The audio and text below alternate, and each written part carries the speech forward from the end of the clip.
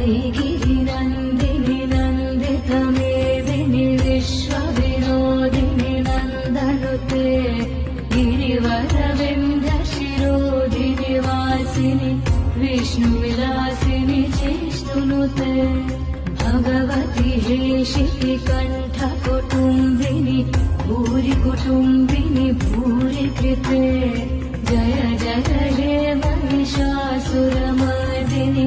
रम्यकपर्दिनि शैलसुते